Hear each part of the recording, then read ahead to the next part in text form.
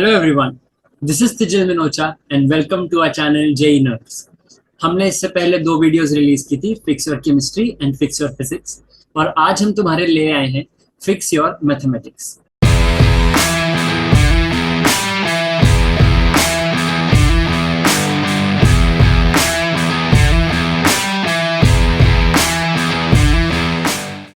आगे पीछे की बात ना करते हुए डायरेक्ट टू द पॉइंट बात करते हैं। सबसे पहले तो मैथ्स में मैथ्स का हवा, मैथ्स का फियर हमने हटाना है, ठीक है। और वो कैसे हटेगा? प्रैक्टिस प्रैक्टिस प्रैक्टिस करके।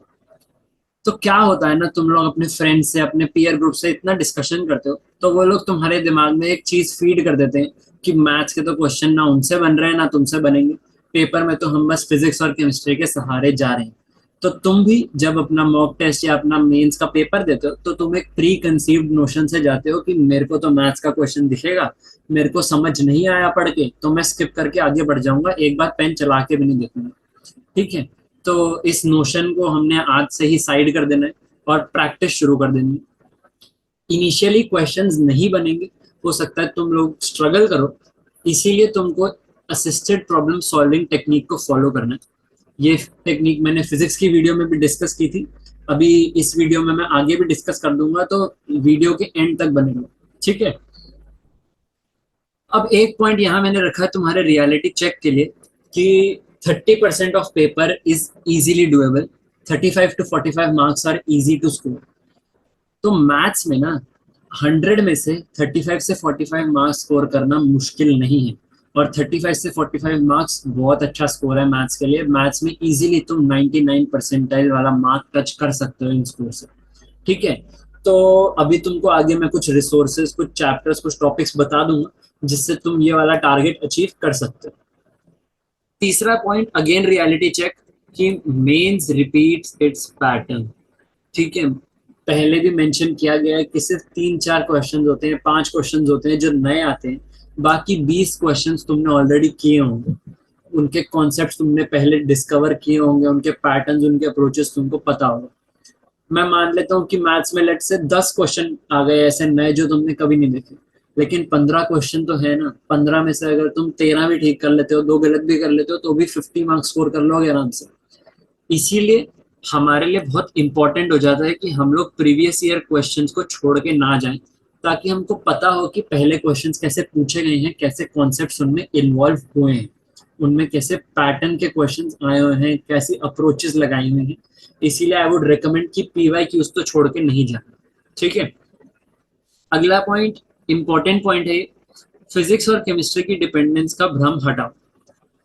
क्या होता है ना, बहुत सारे स्टूडेंट्स होंगे, तुम लोग में से भी होंगे, जो मैथ्स को बिल्कुल इग्नोर करके बैठे होंगे और फिजिक्स और केमिस्ट्री ही कर रहे होंगे पूरा पूरा दिन, ठीक है। तो चाहे एडवांस की तरह हमारे यहाँ पे सब्जेक्ट कट ऑफ नहीं होती, बट फिर भी आई वुड रेकमेंड कि तुम हर सब्जेक्ट को इक्वल नहीं तो एक सिग्निफिकेंट इंपॉर्टेंस, एक सिग्निफिकेंट टाइम दो।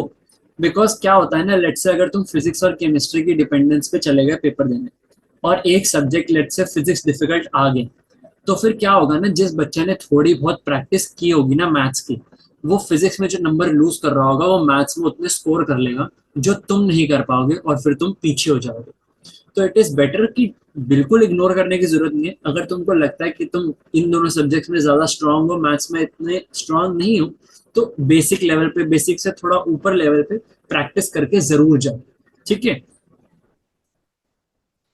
अगले पॉइंट पे चलते हैं, try to solve at least 70% of your coaching resource और any other book that you are referring and aim to achieve 35% by yourself. तो यहाँ पे कहने का मतलब ये है कि हम तुमको ये नहीं कह रहे कि तुम बैठ के सारी डीपीपी, सारे रिसोर्सेज, सारे पीवाईक्यूज, जितने भी तुमको एडवांस के भी बेड लगा रहे हो कि क्वेश्चन मुश्किल आ रहे हैं, एडवांस लेवल के आ रहे हैं तो एडवांस भी लगा लेते हो, सारा रिसोर्स खत्म करने की जरूरत नहीं है। हमने सारे चैप्टर्स सबको इक्वली इंपॉर्टेंस दे के खत्म करने हैं, जो हाई वेटेज चैप्टर्स है सारे हमने कंप्लीट करने हैं। तो इट इज बेटर कि तुम लोग हर चैप्टर का जो तुमको कोचिंग से रिसोर्स मिला या जो भी तुम बुक रेफर कर रहे हो, उसका 70% रिसोर्स कंप्लीट करने की कोशिश करो, जिसमें से 35% से 40%, यानी कि आधे क्वेश्चन या थोड़े से उससे ज्यादा क्वेश्चन तुम लोग खुद करो, और जो क्वेश्चंस नहीं हो रहे उनके सॉल्यूशंस देखो और सॉल्यूशन से समझो कि क्या अप्रोच लगानी थी इस क्वेश्चन में, ठीक है। If unable to solve, use assisted problem solving. इसके इस टेक्निक के बारे में मैं अभी आगे डिस्कस करता हूँ, तब तक तुम लोग थोड़ा सुनते रहो, वेट करो, ठीक है। नेक्स्ट पॉइंट पे चलते हैं। Ensure that the source you are solving has good solutions and if possible doubt solving facilities. तो ये पॉइंट मैंने यहाँ पे इसलिए रखा है क्योंकि यूजुअली मैथ्स में मैंने ऐसा देखा है कि क्योंकि बच्चे घबराते हैं, क्योंकि बच्चों को मैथ्स पसंद नहीं है ज्यादा, इसलिए उन लोगों को लगता है कि अगर हम टीचर से या फिर हम लोग क्लास में पूरी क्लास के सामने अगर डाउट पूछेंगे तो लोग हंसेंगे, लोग मजाक बनाएंगे कि ये इतना इजी सा क्वेश्चन, इससे सॉल्व नहीं हुआ है, ये सब वगैरह, ठीक है। तो उसका डर हटा दो, तुम्हारा डाउट तुम्हारे मन में रहे, वो ज्यादा खतरनाक है देन तुम्हारा अगर बच्चे मजाक उड़ा रहे हैं, ठीक है। एक दिन उड़ाएंगे, 2 दिन उड़ाएंगे, जब तुम इंप्रूव कर जाओगे ना, फिर वो तुमसे ही आके डाउट सॉल्व करवाएंगे, ठीक है। तो इट इज बेटर कि डाउट मन में नहीं रखना, जो भी डाउट है उसको सॉल्व करवाओ, क्योंकि अगर तुमने डाउट मन में रखा और जिस दिन वो पेपर में आ गया ना, उस दिन बहुत गिल्ट होगा कि वो 4 नंबर फ्री के चले गए, जबकि ये क्वेश्चन मैंने देखा हुआ था, ठीक है। और ये important point, the source you are solving has good solutions, ठीक है। सॉल्यूशंस इनएक्यूरेट नहीं होने चाहिए, सॉल्यूशंस में कुछ गलतियां नहीं होनी चाहिए, और सॉल्यूशंस प्रॉपर होने चाहिए। ऐसा नहीं कि बस हिंट दे रखी है या फिर एक आइडिया दे रखा है कि क्वेश्चन कैसे करना है। डिटेल्ड सॉल्यूशन है तो वो बेटर है, ठीक है। Next point, don't get demotivated or start leaving things out of frustration. It is a game of patience. ठीक है, ये चीज मैथ्स में बहुत होगी। मैथ्स में ना 2 तरह के क्वेश्चंस होते हैं। एक क्वेश्चन होता है कि बहुत डिफिकल्ट क्वेश्चन है या फिर ऐसा क्वेश्चन है जो पढ़ के तुमको लग रहा है कि बहुत मुश्किल है, बहुत लेंदी क्वेश्चन है, लेकिन उसका 2 लाइन का सोल्यूशन होता है और वही सोल्यूशन स्ट्राइक करना बहुत मुश्किल होता है, ठीक है। तो वो चीजें तुमको पहले दिन से, पहले हफ्ते से स्ट्राइक नहीं होंगी, वो प्रैक्टिस से ही स्ट्राइक होंगी, पेशेंस रखनी पड़ेगी। मैथ्स एक दिन में सॉल्व होने वाली चीज नहीं है, ठीक है। जो दूसरे तरह के क्वेश्चंस होते हैं वो होते हैं लेंदी क्वेश्चंस। क्वेश्चन मुश्किल नहीं होगा, क्वेश्चन डुएबल होगा, तुमको पता होगा कि मैंने क्या स्टेप्स करने हैं, इस स्टेप के बाद क्या करना है जिससे आंसर आ जाए, लेकिन वो क्वेश्चंस बहुत लेंदी होते हैं। जैसे वेक्टर थ्री के क्वेश्चंस हो गए, स्ट्रेट लाइंस के क्वेश्चन हो गए, उन क्वेश्चंस में ना क्या करना होता है, हमको पेशेंस रखनी होती है और फोकस से क्वेश्चन सॉल्व करने होते हैं। क्योंकि एक एक पेज का जब तुम क्वेश्चन सॉल्व कर देना, अगर तुम लोग आधे पेज में आके या 3/4 पेज करने के बाद थक गए और तुमने कुछ गलती कर दी या फिर तुम्हारा ध्यान हट गया, तो उसमें क्या होता है, इतनी मेहनत करने के बाद जो क्वेश्चन सॉल्व हो सकता था, जिसमें ज्यादा दिमाग नहीं लगाना था, सिर्फ एफर्ट लगाना था ना, उसके भी 4 नंबर लूज हो जाते हैं। तो दोनों तरह के क्वेश्चंस की मैंने तुमको टेक्निक बता दी। पेशेंस दोनों में इंपॉर्टेंट है, एक प्रैक्टिस से आएगा और एक पेशेंस फोकस एफर्ट डालने से आएगा, गिव अप करने से नहीं होगा कुछ भी, ठीक है। लास्ट पॉइंट पहले भी डिस्कस किया है, try to cover as many PYQs as possible because pattern repeat होते हैं। पीवाईक्यूज करने कैसे हैं, ऐसा नहीं कि 2014-2013 के पीवाईक्यूज उठा के शुरू हो गए, उल्टे शुरू करने, ठीक है। पहले 2023 के किए, फिर 22, फिर 21, 2019, ऐसे जितना पीछे तुम जाना चाहते हो तुम जा सकते हो, ठीक है। वो तो अनलिमिटेड क्वेश्चंस है, प्रैक्टिस की कोई लिमिट नहीं है, जितनी प्रैक्टिस करो। तो उल्टा शुरू करना है, ये नहीं कि पुराने पुराने कर लिया और नए काम को कोई आइडिया नहीं है कि नए क्वेश्चंस कैसे आए। हाँ, अब बात करते हैं कि प्रैक्टिस कैसे करना है मैथ्स को। ये जो सारी टिप्स थी इनको ध्यान में रखते हुए हमने इन्वॉल्व करना है ये सारी टिप्स को जब हम क्वेश्चन सॉल्व कर रहे हैं, ठीक है। टिप्स दिमाग में रखने से कुछ नहीं होगा, at the end of the day तो क्वेश्चन ही सॉल्व करना है ना। तो क्वेश्चन हमने सॉल्व कैसे करना है। तो point number 1, if you are in a good coaching then solve and review all the questions practised in the class once again. If not, go to YouTube and start assisted solving. इस point पे मैं थोड़ा ज्यादा time invest करूंगा। सबसे पहले तो चीज क्या होता है ना, मैथ्स में जो तुम्हारी कोचिंग की क्लासेस होती है, लेट्स से 4 घंटे की क्लास है, तो उसमें टोटल 1 घंटा जो होता है, नॉट स्टार्टिंग का 1 घंटा या लास्ट का 1 घंटा, टोटल मैं कहूँ 1 घंटा या 45 मिनट जो होते हैं, उसमें टीचर तुमको थ्योरी एक्सप्लेन करता है, कॉन्सेप्ट एक्सप्लेन करता है। बाकी का जो 3-3.5 घंटे होते हैं ना, उसमें प्रॉब्लम सॉल्विंग ही चल रही होती है।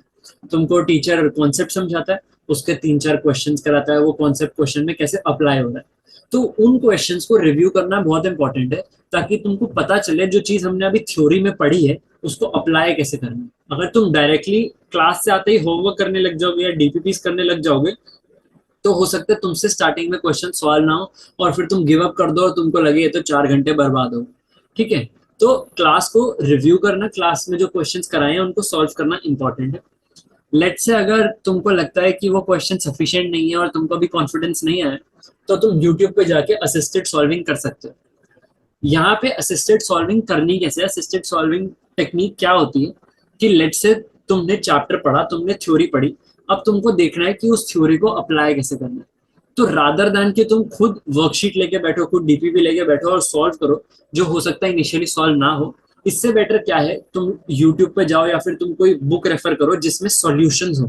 ठीक है, लेट्स से तुम यूट्यूब पे गए, वहां पे टीचर ने तुमको क्वेश्चन दिया और फिर उसको सॉल्व किया, तुमने उस टीचर को सॉल्व करते देखा, तुमने देखा कि जब टीचर के सामने ये क्वेश्चन आता है जिसमें ये चीज गिवन है, ये चीज पूछी हुई है, तो वो उस क्वेश्चन को कैसे अप्रोच करता है, कैसे सॉल्यूशन की तरफ जाता है। तुम सीख सीख के, तुम उसको देख देख के सीख जाओगे और तुमको पता चलेगा कि कैसे टाइप के क्वेश्चंस को कैसे डील करना होता है। ठीक है, अगले पॉइंट पे चलते हैं। Complete the homework given to you by your respective teachers. एक बार तुमने अपनी क्लास रिव्यू कर ली, एक बार तुमने असिस्टेड प्रॉब्लम सॉल्विंग कर ली, इसके बाद हम हमारा काम है होमवर्क कंप्लीट करना।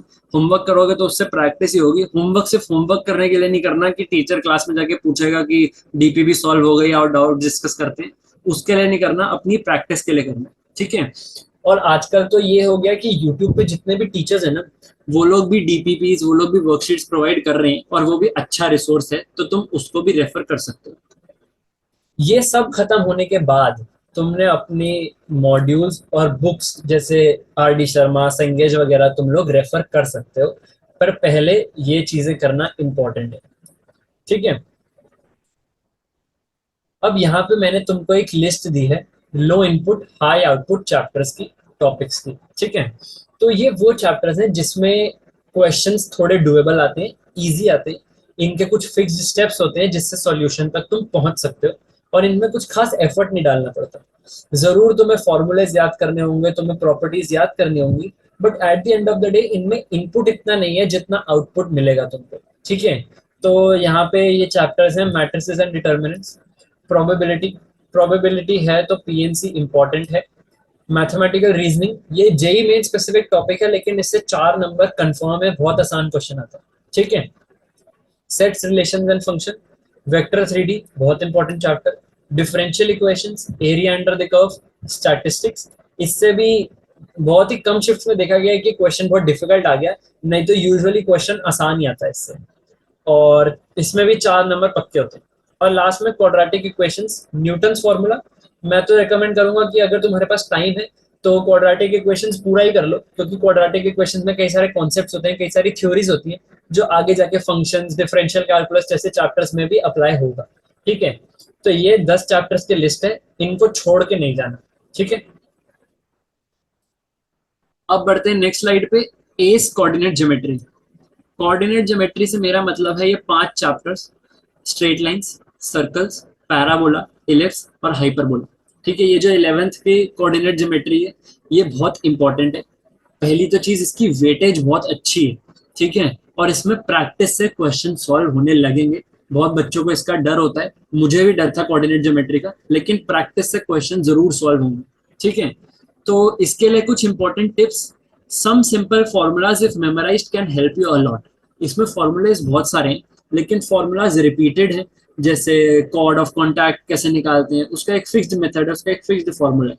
ठीक है, तो ऐसी चीजें हर कोनिक में रिपीट होती हैं, हर चैप्टर में रिपीट होती हैं, तो अगर तुम उनको याद कर लोगे ना तो वो तुमको हेल्प करेगा, तुमको ज्यादा टाइम नहीं लगेगा क्वेश्चन सॉल्व करने में।